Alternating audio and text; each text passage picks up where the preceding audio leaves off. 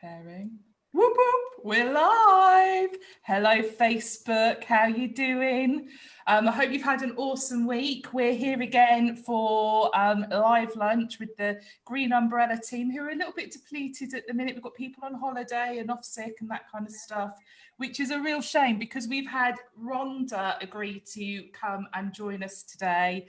And we've just been talking, actually, we know Mark will be really jealous when he sees this and he sees all the guitars, because you'd have been able to have a proper conversation about all things music and cover bands and that kind of stuff. But yeah, the reason we wanted to get you on and join us is because Amanda and I have seen you speak a few times on the subject of mental health and that kind of stuff. And you've had all sorts of fantastic things you've been working on over the last the last 6 months, really, I guess. So we thought we'd get you in, get you talking about that and sharing some pearls of wisdom.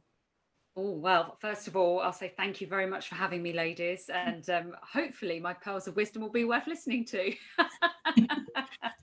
So some might say it's better than listening to us drivel. I don't know, but yeah, that's highly likely. Yeah. But no, I know you've got some fantastic things to share. So obviously I've given a very brief précis, but yeah, tell us a little bit more and tell the audience what you've been up to. Okay, so I mean, I don't want to assume that everybody knows who I am, but I'm Rhonda D'Ambrosio. I've worked in the recruitment industry for nearly 23 years. I've done all manner of jobs. I've run my own business. I've run other people's businesses. But the last 7 years for me, in one respect or another, have been very much focused on mental well-being and mental health in the workplace. And for me, and my kind of area of what I say expertise, or my sweet spot, is how our quality of thinking and how our flexibility of mind can really impact the choices that we make in the way in which we can respond to emotions. Because if we can nail that out, we are we're already halfway there. What I do now is I work with organisations on wellbeing strategy. The stuff that I've been developing in the last 6 months, well, all manner of things. I keep saying I feel like Khaleesi, you know, from Mother of Dragons, from Game of Thrones, of all of these different titles of what I'm doing. But by and large, if I start with kind of what I started to do at lockdown and the journey that I'm on, hopefully that'll be enough and you guys can pick my brains. So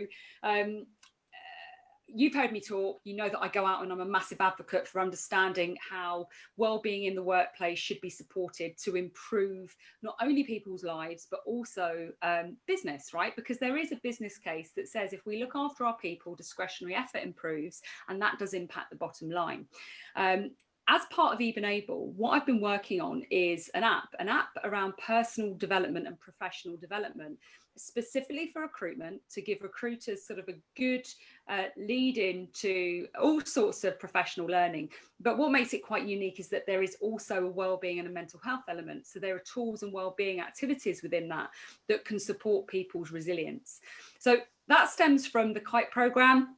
I don't know if you guys are familiar with it. The Kite program is an organisation in New Zealand that was born from a maternal mental health point of view. And the first iteration of Kite was Kite for Mums. And the owner of Kite, Hannah, had a background in psychology and human resources. And she experienced, quite a serious episode after the birth of her first child. She experienced acute bipolar, and that's a diagnosis that she got, that she struggled with, and that she decided, maybe needed supported in the wider world, because she kind of wanted to do things outside of being medicated. She wanted to work on herself. And this is kind of how Kite came to life. And it's a micro learning platform. It's very calming, and it basically supports people in bite-sized chunks.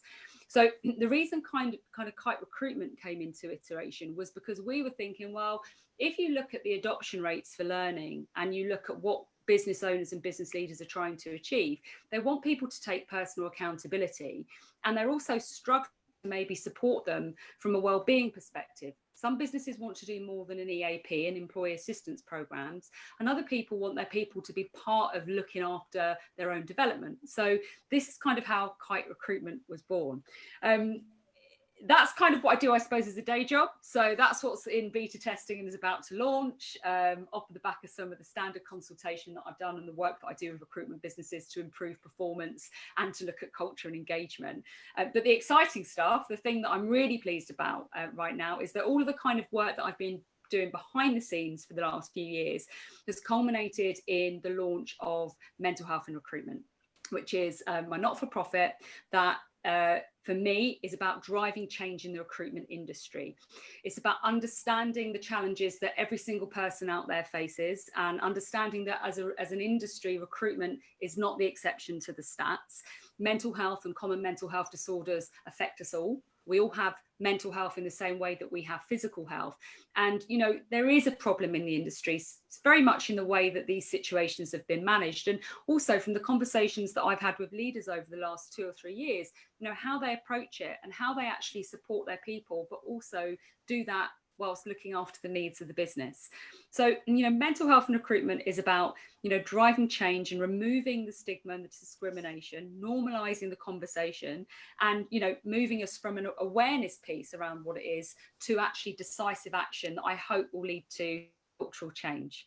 So that was a long one, wasn't it? Sorry. But this is what I'm saying. You've been doing so much. Like, they're just, you know, I mean, they say if you want something done, give it to a busy person, but you've just had so many projects on the go. Yeah. And yeah, I think lockdown for a lot of people has been an opportunity to really kind of, you know, expedite things. And I kind of feel, especially with the mental health in recruitment, it sort of feels like you've just leapt on so far on that journey during this time.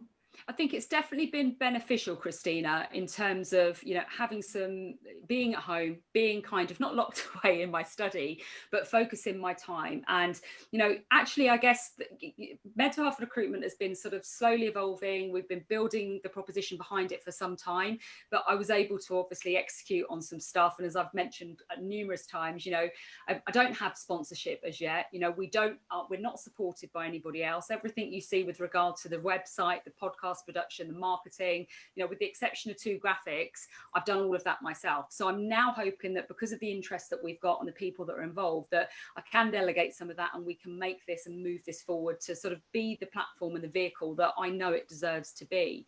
So that was almost a small part for me in lockdown. And at the beginning, actually, Kite Recruitment had to go on hold because it was like, right, what's going on? What's happening? You know, people weren't looking at spending money on development. They were looking at how do we help our people? How do we manage our workforce? And actually, there were so many leaders that may not have had mental health or anxiety or anything like that on their radar that by being in lockdown, I think understood that this was an issue.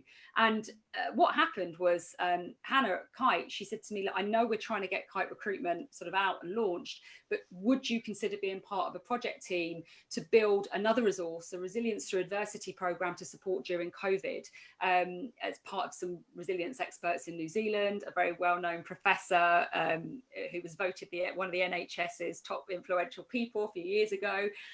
You know, will you come in? Will you help us create the program and get Kite support to market? And so for me, that's one of my biggest achievements to date. And that was prior to launching Mental Health and Recruitment, because even though we couldn't offer it for free, it was about trying to do something and get the information out there to prevent overwhelm. You know, what we know is that, you know, when these situations happen, when we are out of control, when you have Google where you can search for all types of things, there is so much information that in itself can start causing anxiety. So we thought that by breaking it down into sort of personal well-being, social well-being, you know, remote working, you know, leading a business from home and having to also factor in parenting and all of that, that was a good use of time. So that was probably my first project during lockdown.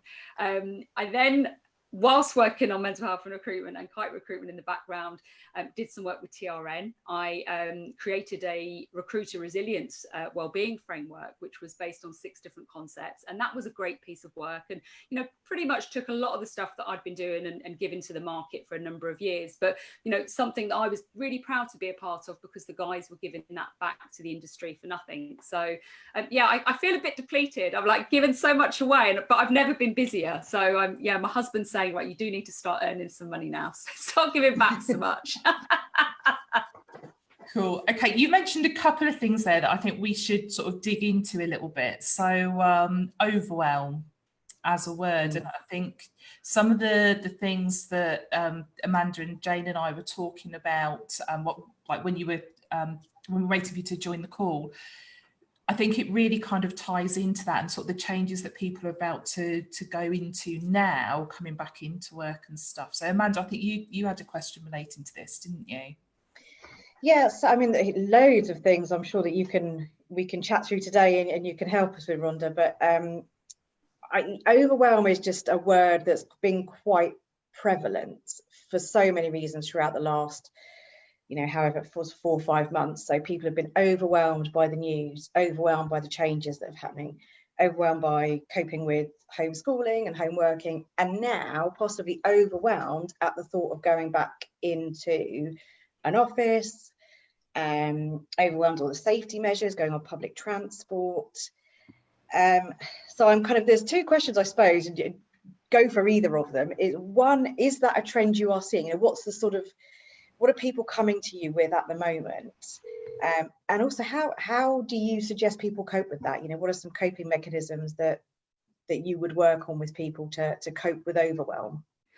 Brilliant questions. And I think, first of all, what I would say is, yes, if anyone is feeling that way, they're absolutely not alone. It's impacted us in many different ways. And, as human beings, we're almost creatures of habit, aren't we? So when something like this happens, we experience that overwhelm at the beginning. And that's because it taps into our kind of very, very inner instinctive survival mechanisms that we're pre-wired with. So it throws us off and we think, oh, is this a survival threat? And then that's why, anxiety and stress kind of rears its head, because of how we outwardly, feel we need to respond.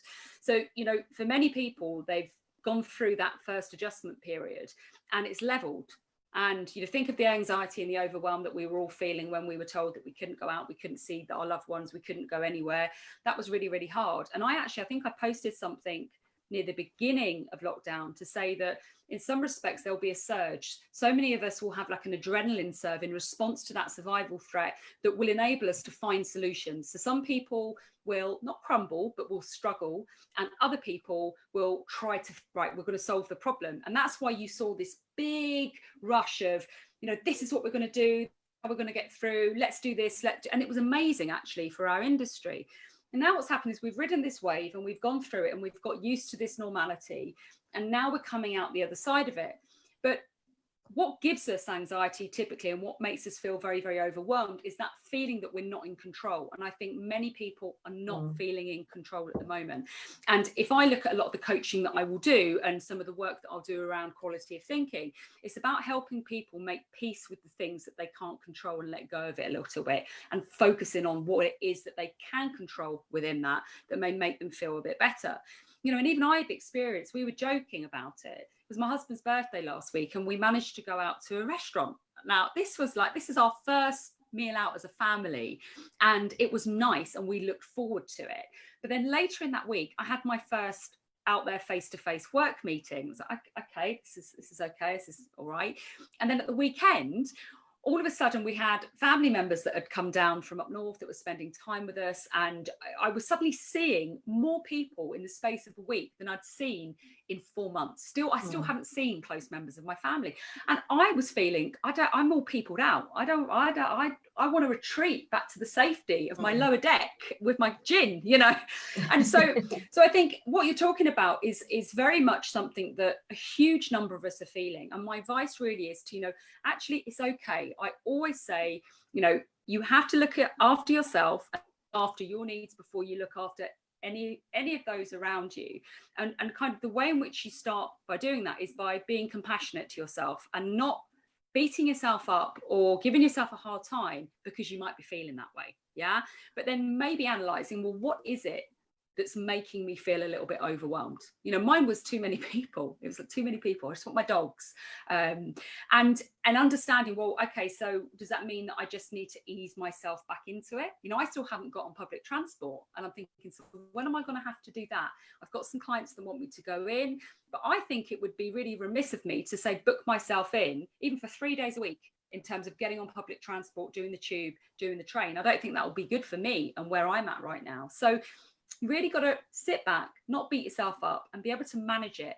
And if you're in a position, maybe with your employer, whereby, they're asking you to come back in and you're struggling, you need to be able to have an open conversation. And I think that's something I'm telling leaders at the moment to be very mindful of. We're all feeling a little bit fearful. Has it gone away? Hasn't it? We weren't wearing masks last week. We've got to wear masks this week.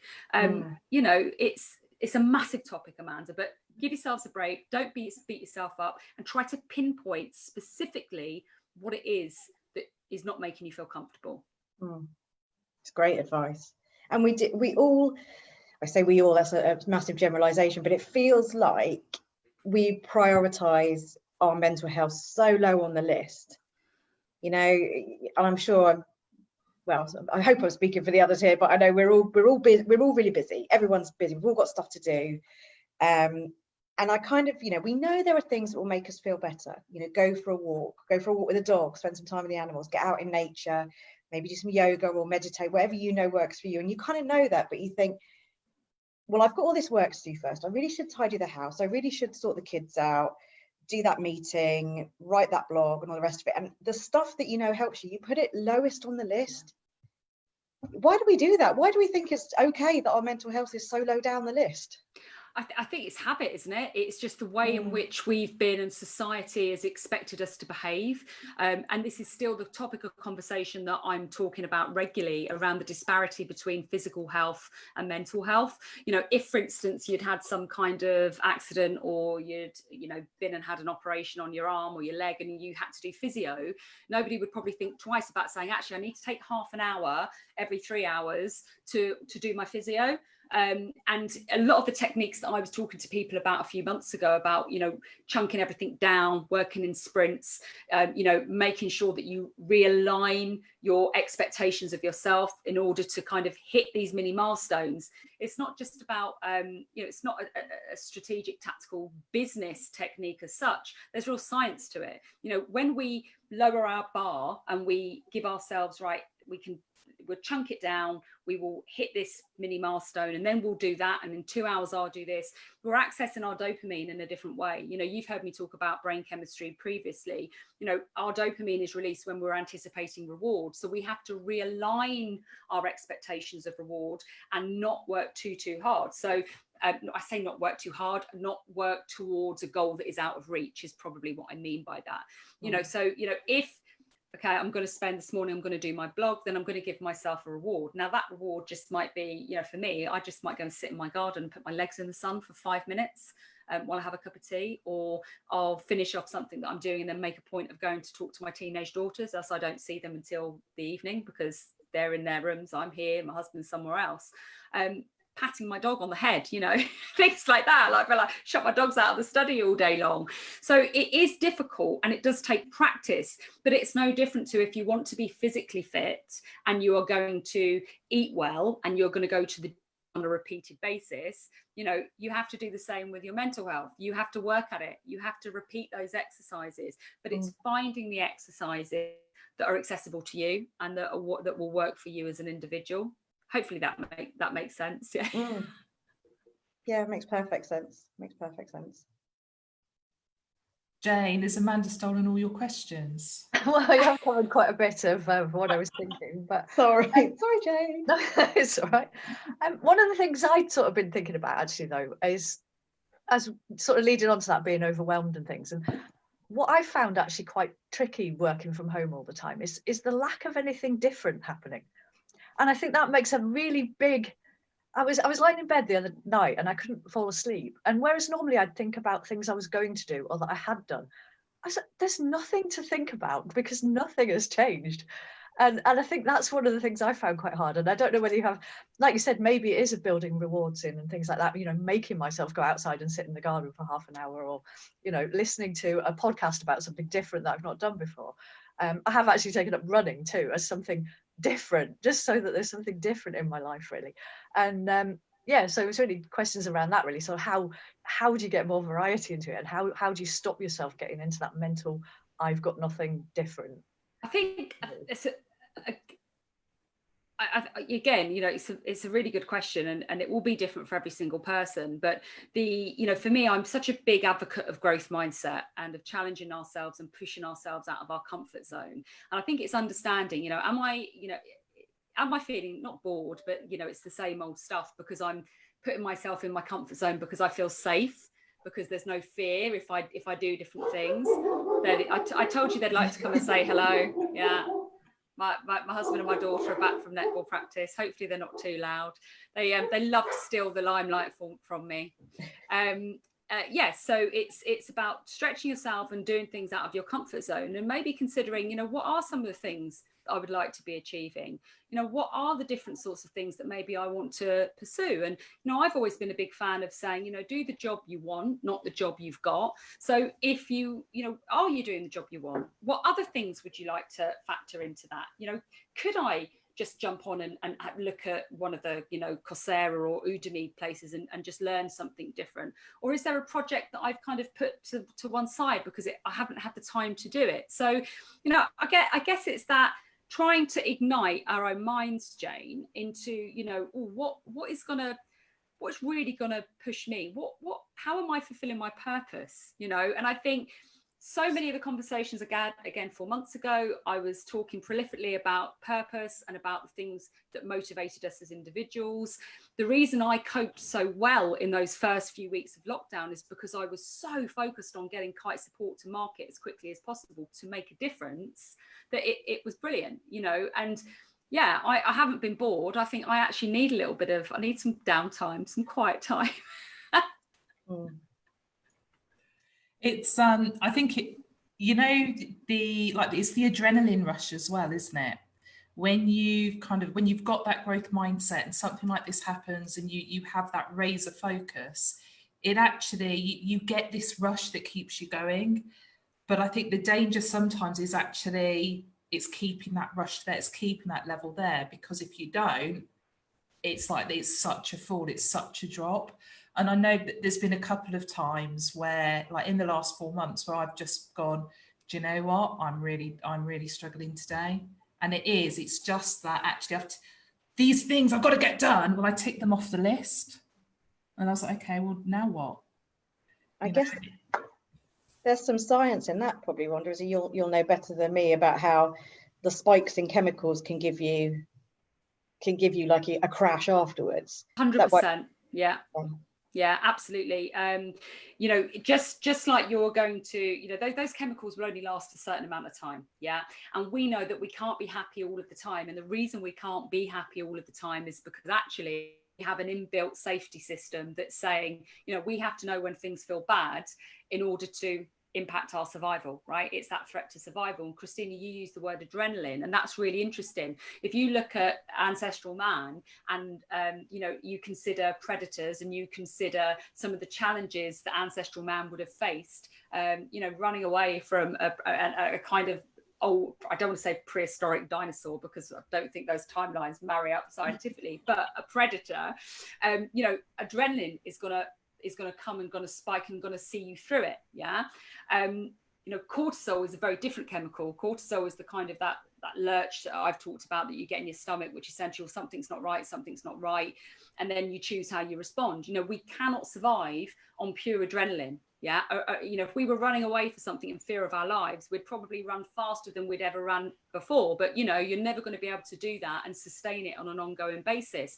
So the idea around the brain chemistry and the work that I do is how can we tap in to the different chemicals and what strategies can we in to do those things, to measure the fact that we are gonna lull. Yeah.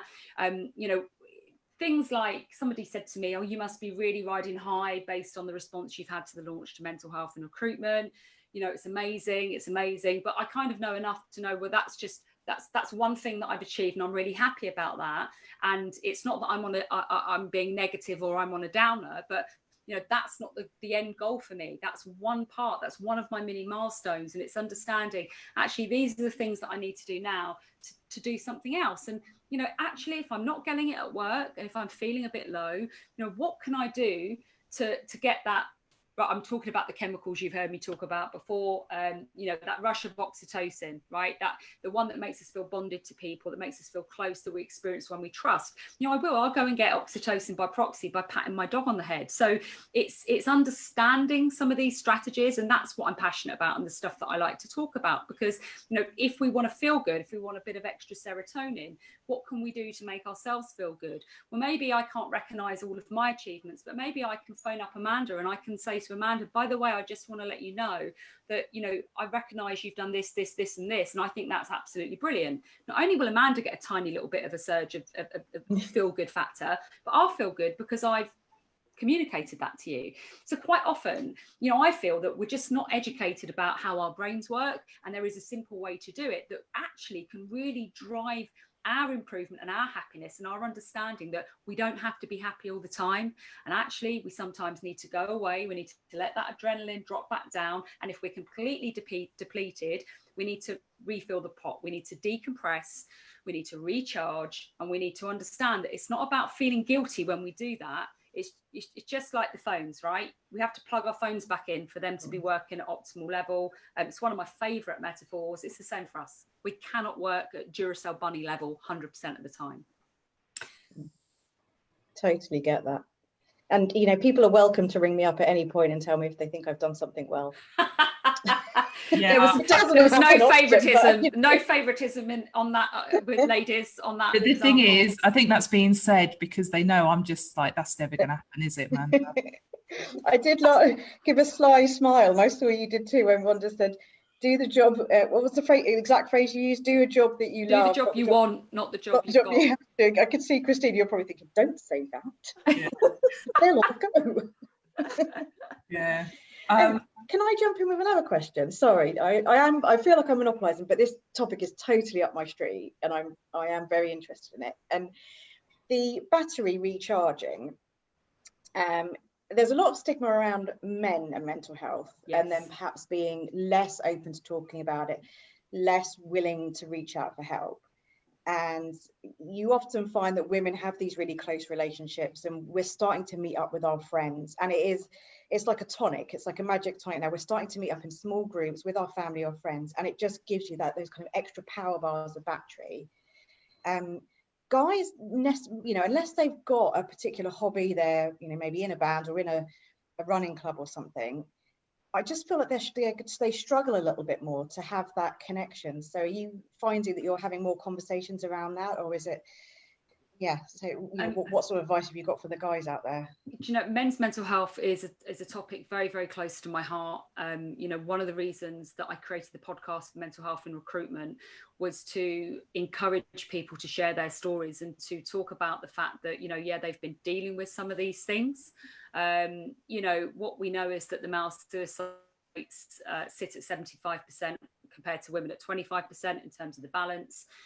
We know it's a problem, and yeah, we know that, you know, men aren't talking as much as we are, and talking helps, whether it's official talking therapy or whether it's, you know, talking with your friends. And us ladies, you can't shut us up, can you? So I think one of the things that's come out of a couple of the conversations that I pre-recorded for the podcast is that when men have been able to have a conversation with a friend, or it has come up, whether through them being honest or something actually happening, when they've talked about it, it's made a massive difference. And what's really interesting is that when they have opened up and they've said to, you know, a friend, I've been struggling, or just don't know, you know, this is how I've been feeling, more often than not, their friends have said, I've been feeling the same way, or I felt like that a year ago. And immediately that improved how they felt about it. And that's the stigma element, Amanda. That's the fact that, you know, people think that it's just them. And there is a huge piece, I think, in our industry, in any of the sales industry, you know, ego is very much tied to what we do and success and what is expected and perception.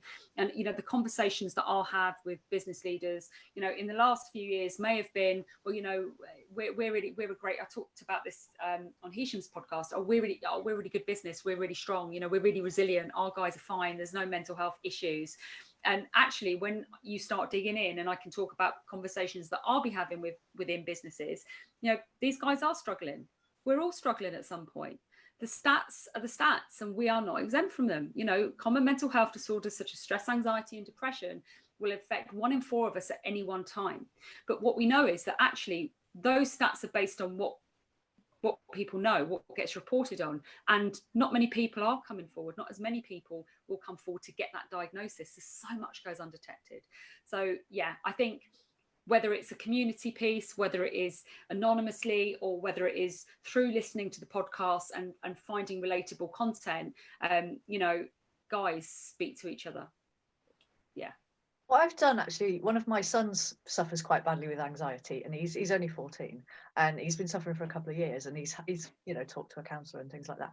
And one of the things that I think that's brought out for me is it's really important to actually get them to talk about it when they're young too. Yeah. So I'm sort of hoping that experience for him will at least help him talk more to people as he gets older. Yeah. I mean, my other son, he doesn't really talk about anything. He's always fine. And I never know whether fine is actually fine or not, but I think he is actually fine. But the elder one, yeah, he's had a few problems, and I really hope that carries on through. And I do think it needs to get tackled at a young age, so that there is less stigma attached, especially, like I said, for men. There's still, I see it all over my social feeds. There is still, you know, this demographic of people that will say, oh, well, you know, why are the next generations, they're snowflakes? Oh, what's with this snowflake mentality? And it's like, you know, geez, you know, you're not, again, you're not exempt from this yourself. I'm sure that you may have faced struggles. So it's like, wow, what is it? Have we got to have this really macho view? We can't just all be human beings. There's no shame in it. 100%. Okay, so I want to wind back a little bit to when I very first met you, Rhonda. So I'd been at a lot of events and heard people talking about sort of, you know, mental health in the workplace and sort of the science behind it. And actually the event I first met you at was an APSCO event. And the same day you were speaking, there was another guy speaking who was kind of like university professor. Oh, Rob. Yes, Rob G, molecular psychologist. Yes. And like the stuff he shared was amazing, but massively overwhelming for someone that's not kind of tuned in, if you like. And, you know, I really enjoyed his presentation, but it was a bit kind of blinded by science. And in that presentation, so you did your presentation, and it was just, they were like poles apart. And I think you have such a unique approach when you're talking about your subject matter, but your level of knowledge is on the same level. Oh, thank you, Christina. But the thing you shared that day was you talked about your Titanic Thinking model, which is fantastic. And I would love for you to share some of that now, and even if it's a condensed version, and we can put a link in the comments to a video somewhere. But I think it's just such a powerful model. I'd love you to share it with us. Oh, I'd be delighted to, and I really appreciate your feedback. There's nothing worse than getting up and talking about neuroscience when you're not a neuroscientist and finding out that you've got a molecular psychologist following you. But Rob was incredibly generous and actually, you know, wrote me a wonderful recommendation on LinkedIn about the knowledge that I've got. So yeah, I really appreciate your comments more than you know. So Titanic Thinking, there is an article on the Mental Health and Recruitment website that you can refer back to, but I'll give you a very brief overview. So we all know what the Titanic is. Most of us aren't under a rock. We know that she was a beautiful ship that, you know, set sail, was purported to be, you know, totally unsinkable. And what we do know about her is that in 1912 she sank. So when I talk about the Titanic and Titanic Thinking, I'm talking really, and I'm referencing her structural engineering. So one of the reasons she was said to be unsinkable is because in her hull, throughout the bottom of the ship, she had these 15 dividers, these, you know, watertight bulkheads, which created 16 compartments. And it was said that she could have 4 of those compartments flooded and she still wouldn't sink. And this was one of the reasons that they said technologically, you know, she was going to be great.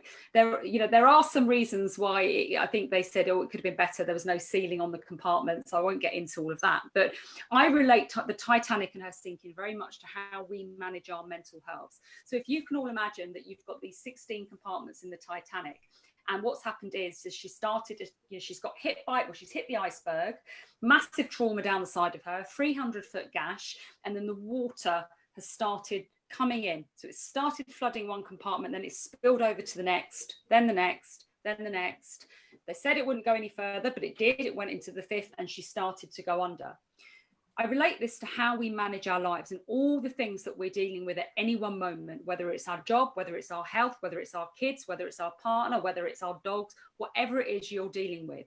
And when we look at what we're dealing with, we will be emotionally either flooded or not flooded to any degree, right? So if everything's going well, and for instance, you guys haven't been furloughed and you're still earning some money, work and career is not going to be flooded at all. It's going to be good.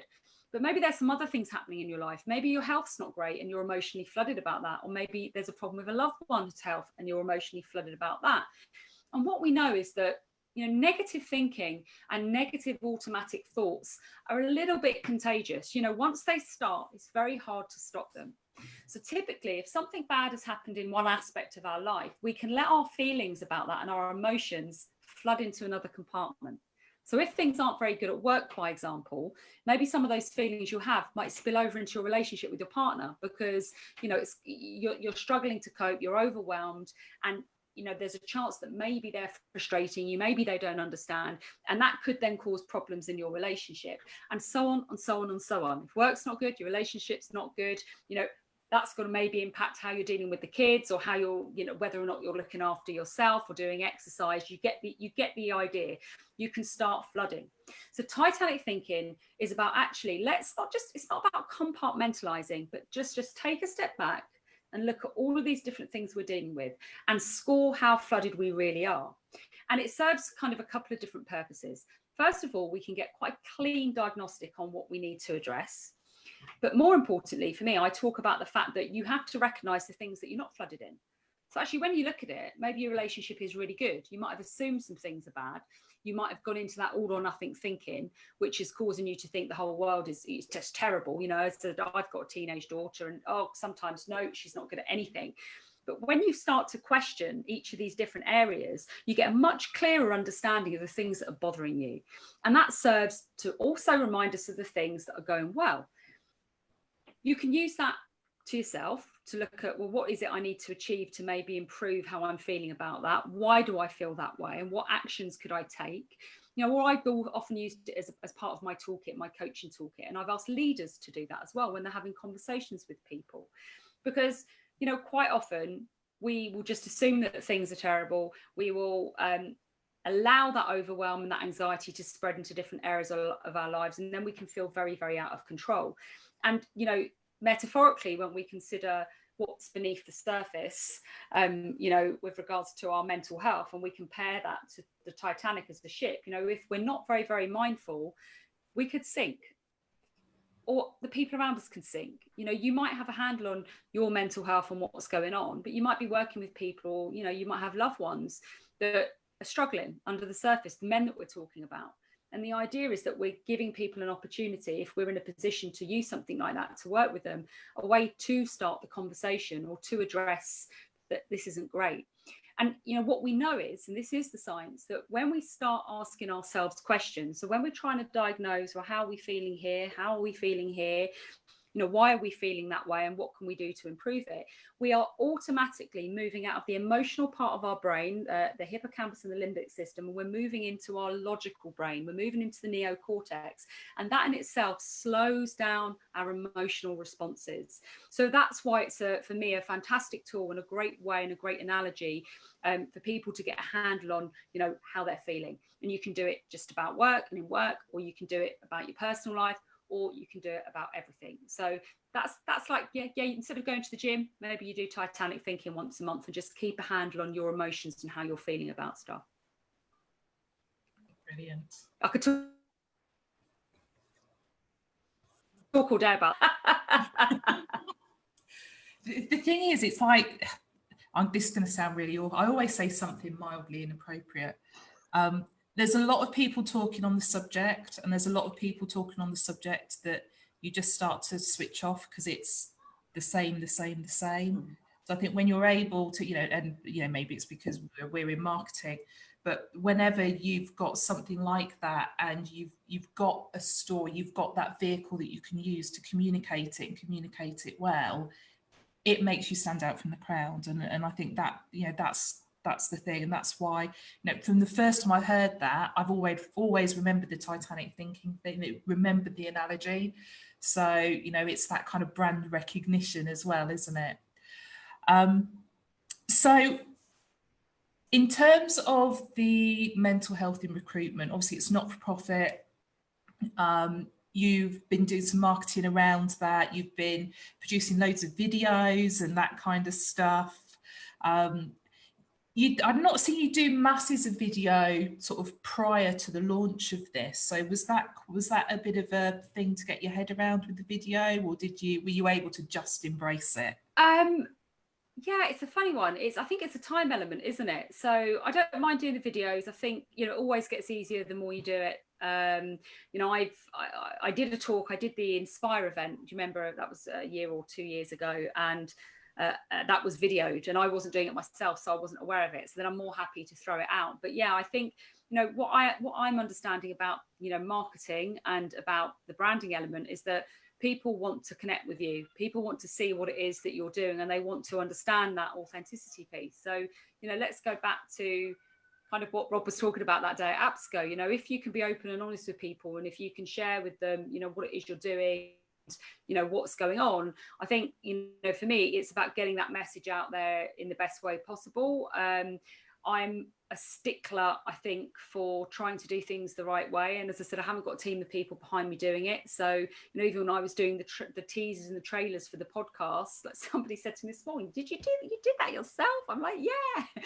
Well, why you God, there's no end to your talents. And I said, that's really nice of you to say that, but it's more that, well, I've got, I'm doing it all myself, if somebody came along and said, hey, we'd love to do that for you, and as part of sponsorship for Mental Health and Recruitment, I'd be, well, I don't know if I would. I feel like I've just given birth and I'm still nursing it. Still your baby, yeah. Yeah, but I had a great response I put a video out to just sort of say to people, look, I've been really very genuinely overwhelmed with the response that we've had. The amount of messages that we were getting through the website, through email, through LinkedIn, still working through them. And I felt the easiest way to kind of maybe get back to everyone in one go was to say, here's a video. So, I know I need to do more of them, but I've got to subtitle them. I can't just throw them out. I've got just only not long had my roots done after 4 months. So there's a whole process there to go through. Okay, so you'd agree with that? You guys are marketing, right? What do you think? Yeah. More video, or do you think everybody's doing video? Is there a right way to do it? I'm thinking it shouldn't be overproduced, because does that take away from the authenticity? I'm not an expert. I'm just muddling my way through. Do it's natural light and go for it. It really is. The authenticity is so important. You can't, all you need is a mobile phone, and you can record that video. And if you stutter, actually, it makes it more endearing. If you mess up your lines, then yes, you're human. We can relate to you. And I think that's the key. Now, don't get me wrong, to have properly produced video is important as well. But I think that kind of the day-to-day, off-the-cuff kind of stuff, and there's so many apps and things out there. It's really accessible to be able to produce your own content now in that way. LinkedIn Live, if you haven't got access to that already, it seems like they're speeding up the kind of people getting access to that. So I'm hoping from next week we'll be able to live stream this on LinkedIn Live as well, instead of just on Facebook. So yeah, the video stuff you're doing is fantastic, and I'd assumed you were using sort of one of the video providers that we know. So it's thank you. I think, yeah. In terms of helping to promote, obviously, the stuff you've talked about today, I think a lot of people will be 100% wanting to support and get behind, whether they're in the recruitment space or not. So what's on your wish list in terms of people helping you to promote the activity? Oh God, wish list. So we've got some key actions that we're trying to get through at the moment because of the response that we've had and the people that are saying they'd like to be involved and they'd like to become champions. We're redefining what it would mean to be a champion for mental health and recruitment, and looking at what people can give and how they can get involved. As soon as we've done that, then we're moving towards maybe a mini marketing campaign to get more information out there so that people can understand why an individual wants to be doing this or why it's important to them. There is criteria for the champions, and everyone that's involved has met that, but also it's about really wanting to get on board and to drive the change with us. So the next piece really is just finalising the awareness to action pledge, which is the big thing for me. That is how we're going to drive change. And the awareness to action pledge is really the opportunity for recruitment businesses to say, hey, we do care about this and we do want to support the mental health and the well-being of our employees. We're committed to it. They will then go through a roadmap that, just as I say, tweaking and finalising. But like many of the others, especially Time to Change, is built on the core principles of the findings of the Thriving at Work report. But it's the businesses a little bit of a framework in terms of how they can achieve this and what they can look to get back from doing it. It's not about making it an arduous task. It is about education and simplifying a way in which recruitment business owners and business leaders and HR professionals can take their business on a journey and consider the needs of the business and the needs of the people, addressing the right things in terms of HR policy, looking at how they can combine, having a process to deal with mental health in the workplace and sort of their duty of care as outlined by the health and safety executive, with being a people first organisation. So, the aim for me is that by the end of next year, we have a huge number. I'm not going to put out what I want just yet. We're still discussing it, of recruitment businesses that are sticking their hand up and saying, yeah, this is really important to us. And then they're committed to making this part of their ongoing strategy in the business. So I don't know, in terms of what I want, what's on my wish list: exposure, people to follow the page, people to share the page, people to listen to the podcast. I don't want to say people to give me money. But we're looking at how we would spend money and what we would do with that. And there is an initiative that we're talking about. We're talking to somebody at the moment, a potential partner, which would be really exciting. That would be a great collaboration whereby we could really give some very specific mental health support to our recruitment community on top of the peer-to-peer community support that we're already getting out there with Need to Chat. So there's loads, yeah. Ask me again in a month. Can I come back on and I'll tell you what I need? Yeah. Fantastic, cool. Jane, Amanda, have you got any other questions for Rhonda at all? Probably loads, but it would take up the whole afternoon. I feel like I've monopolised today's conversation with you, Rhonda. But I guess one thing we need to say is that we can share some of the links. So, we have, we've had people coming on and dipping in and out of the conversation today. Paul Green, our normal stalker, is here as well, who's really found your Titanic Thinking interesting as well. So we'll pop some links in there, I think, so people can get in touch with you as well and maybe carry the conversation on. Yeah, super. I'm so grateful, ladies. Thank you. I do appreciate you having me on, and I feel like I've just dumped a load of information at everybody. So if anyone wants to contact me, I will do my best to be more succinct about our plans, our strategy, and how anyone can help us and change the industry. Brilliant. Cool. Thank you so much for joining us. Really appreciate your time and your message. So that's been fantastic. We will be back next Thursday at 12 noon. So it's just the Green Umbrella crew next Thursday, and we'll be going through sort of the social media updates and trends and news pieces from the last couple of weeks. So until then, we'll see you all soon. Thanks for tuning in. Bye.